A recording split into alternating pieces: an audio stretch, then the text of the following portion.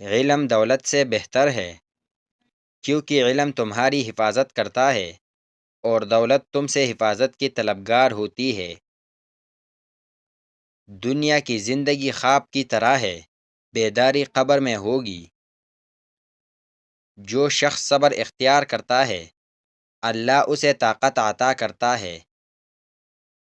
عقل مند وہ ہے جو اپنی عزت نفس کی حفاظت کرے اور دوسروں کی عزت کا بھی خیال رکھے۔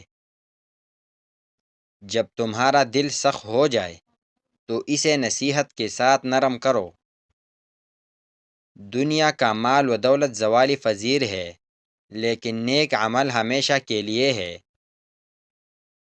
اپنی زبان کی حفاظت کرو، کیونکہ زبان سے زیادہ خطرناک کوئی چیز نہیں۔ جو شخص اپنی اصلاح کرتا ہے، اللہ اس کے لیے ہر کام آسان بنا دیتا ہے۔ علم بہترین خزانہ ہے جو دوسروں کو بانٹنے سے کبھی کم نہیں ہوتا۔ سب سے بہترین انتقام معاف کر دینا ہے۔ جو شخص غصہ کرتا ہے وہ اپنی عقل کو کھو دیتا ہے۔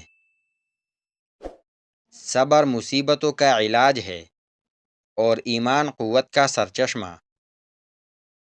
نیک لوگ دنیا میں بھی سرخرو ہوتے ہیں اور آخرت میں بھی۔ محبت وہ ہے جو اللہ کے قریب لے جائے اور نفرت وہ ہے جو اللہ سے دور کر دے۔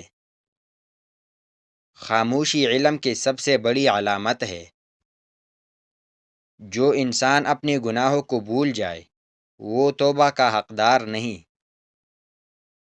دعا مومن کا ہتھیار ہے اور ایمان کی بنیاد ہے۔ سب سے بہتر صدقہ وہ ہے جو خفیہ طور پر دیا جائے۔ حسن اخلاق سے دلوں کو جیتا جا سکتا ہے۔ شکر کرنے والا ہمیشہ خوش رہتا ہے اور ناشکر گزار ہمیشہ تکلیف میں ہوتا ہے۔